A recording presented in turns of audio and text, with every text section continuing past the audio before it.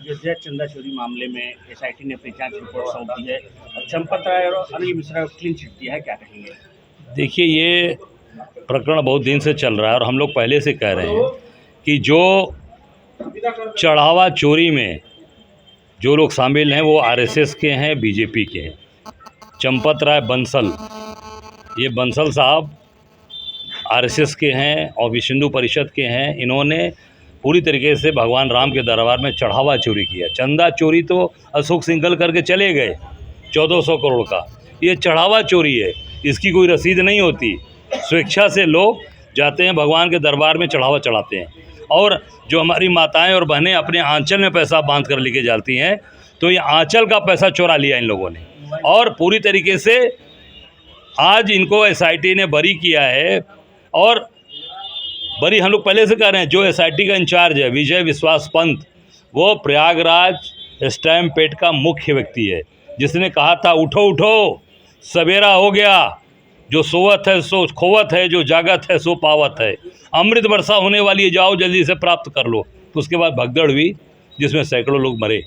उसका main culprit अगर कोई है तो विजय विश्वास पंत, जो कमिश्नर जो जांच कर रहा है, उस एसआईटी कमेटी का चेयरमैन, उसने पूरी तरीके से सरकार की मदद की है और आरएसएस के लोगों को बचाने का चंपत राय बंसल, अनिल मिश्रा का कार्य किया है। योगी आदित्यनाथ का एक बयान आया है, उन्होंने युवाओं से अपील की है कि ड्रग्स और स्मार्टफोन से बचें।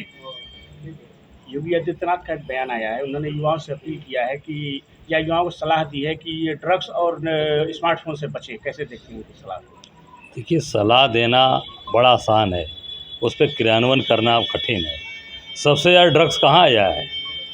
सबसे ज़्यादा ड्रग्स पूरे देश में इनके जो सबसे बड़े सहयोगी हैं, जो सबसे बड़े इनके फाइनेंसर हैं भाजपा के, मुंद्रा पोर्ट पे आया। मुंद्रा पोर्ट का मालिक कौन है? गौतम अडानी। गौतम अडानी के पोर्ट पे लाखों करोड़ रुपए का ड्रग्स, हेरोइन पकड़ा गया और अभी तक कोई कार्रवाई नहीं हुई। केवल झूठी रिपोर्ट दिखाकर, और उसकी रिपोर्ट में जो आया है वो बहुत ही हास्यास्पद है। पूरे ड्रग्स कहाँ गए? मुंद्रा पे जो पकड़े गए थे गौतम अडानी के पोर्ट पे, कहाँ गए? और स्मार्टफोन की बात आप कर रहे हो, और आप ही ने तो पूरे स्मार्टफोन बांटने का कार्य किया है, लोगों को भ्रमित करने का काम किया है। काम कुछ है नहीं, रोजगार दे नहीं सकते, नौकरी दे नहीं सकते, सारा पेपर लीक हो रहा है, सारे पेपर बंद पड़े हैं, नौकरी है नहीं, बच्चे फ़ोन लेकर और उसका गलत इस्तेमाल कर रहे हैं। और हीरोइन पूरे मार्केट में कहाँ से आ रही है? गुजरात से आ रही है। और जो सबसे बड़ी बात है, इस सरकार को सबसे ज़्यादा पैसा कहाँ से आमदनी आ रही है? सबसे ज़्यादा रेवेन्यू कहाँ से मिल रही है? शराब से। सबसे ज़्यादा पैसा उत्तर प्रदेश सरकार शराब पिलाकर कमा रही है। योगी बाबा, झूठ बोलना बंद करो। गेरुआ वस्त्र पहनकर सन्यासी होकर आप झूठ बोलते हो और सारा पैसा आप वही शराब से कमा रहे। उत्तर प्रदेश को बर्बाद। हर गांव में ठेका है कि नहीं? हर गांव में अब तो कंपोजिट शराब खाना खुल गया कि ठंडी बियर भी लीजिए, शराब भी लीजिए, कंपोजिट से लेकर जाइए। और बड़ी बड़ी बात पर बोल रहे हैं। अरे झूठ बोलना बंद करो, काहे के लिए जनता को भ्रमित कर रहे हो?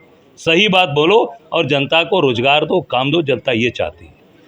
झारखंड सरकार ने टीडीपीएल द्वारा आयोजित जितनी परीक्षाएं थी अपनी मांगों को मानते हुए रद्द कर दी हैं, भर्तियां भी रद्द करती हैं, क्या कहें? मैं इसमें अपने नेता राहुल गांधी जी को धन्यवाद देना चाहूँगा। राहुल जी ने कहा था जहाँ भी अत्याचार बच्चों के साथ होगा, चाहे वहाँ किसी की सरकार होगी, हमारी सरकार होगी, हम निश्चित तौर से उन बच्चों के साथ हैं। राहुल जी ने जो स्टैंड लिया, उन्हीं के स्टैंड के आधार पर आज झारखंड सरकार को फैसला लेना पड़ा।